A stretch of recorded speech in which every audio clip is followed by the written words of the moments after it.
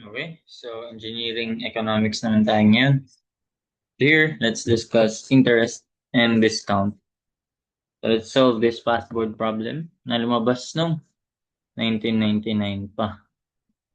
May 1999. So the tag price of a certain commodity is for 100 days.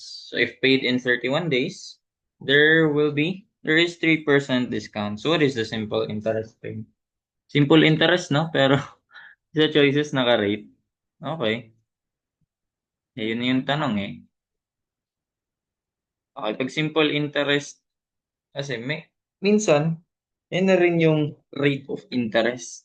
Check na lang check na lang sa choices. Yun naman yung nag, tag nito, go-govern dyan. Okay, so dito gawa tayo ng, cash flow diagram. Pag ganitong problem, maganda, may cash flow diagram. Gawa tayo, straight line. Ayan. So, at 0, ito yung 0, something, tapos hanggang 100, no? Sige, ito yung 100.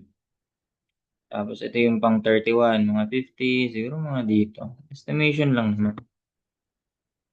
Okay. Sige, yan na lang, 31.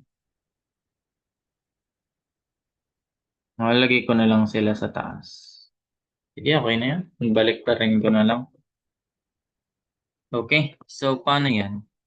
So, syempre, dito, may future value tayo, di ba? May future value tayo dyan.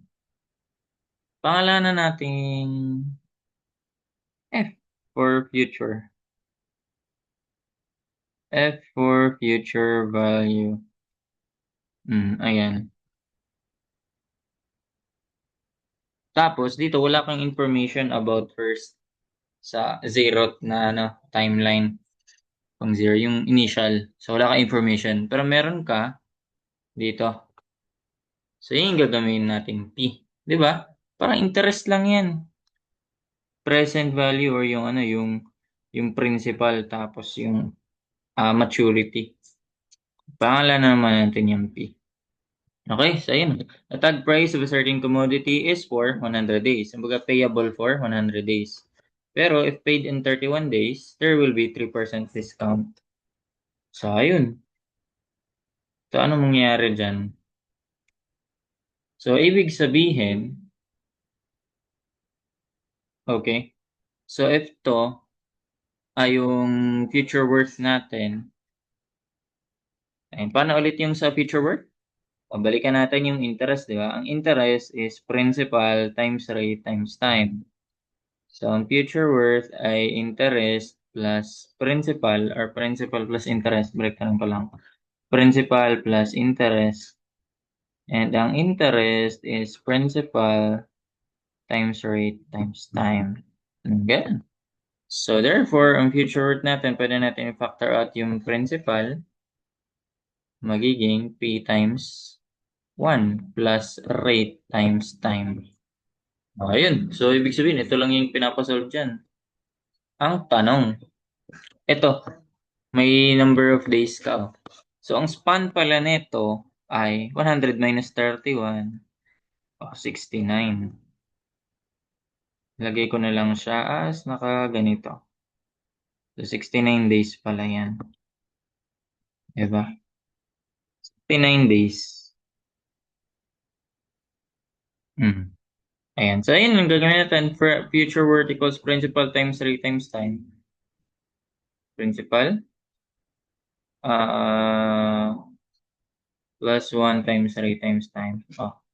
So, basically, may future worth ka, may present worth ka, and then, yung time magkakaroon ka ng value niyan, R lang yung hinanap. So, dapat, i-express mo pa to.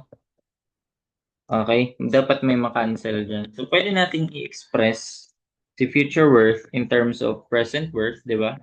Or pwede rin natin gawin yung present worth, i-express natin in terms of future worth. So, paano yun? Doon gagamitin na natin yung discount. Diba? So, eto may future value siya, diba?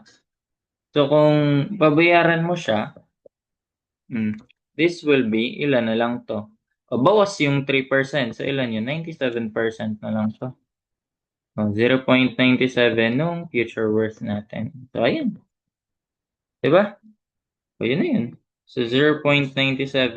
Oops. Nope, nope, nope. So, yung future worth equals 0.97. 97%, diba? Plus 3% is 1.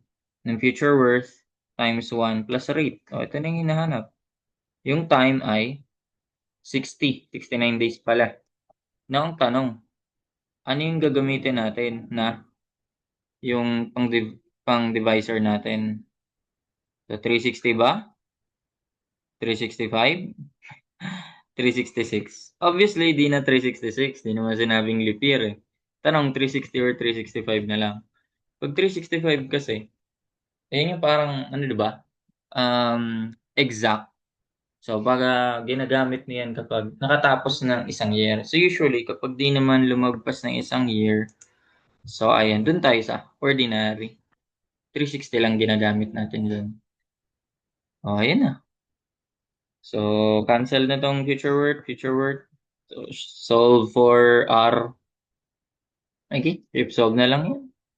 Equals 0.97 times 1 plus 69x over 360. And ayan, 0.16 times natin sa 100, that will be 16.14%. So, ang rate of interest ay 16.14%.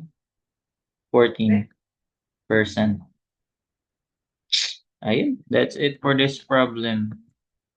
Ganun lang. Gawa ka lang ng, ito lang talaga, cash flow diagram, pinaka-importante pag tanungang engineering eco. Antayin lang yung importante dyan. And that's it for this problem.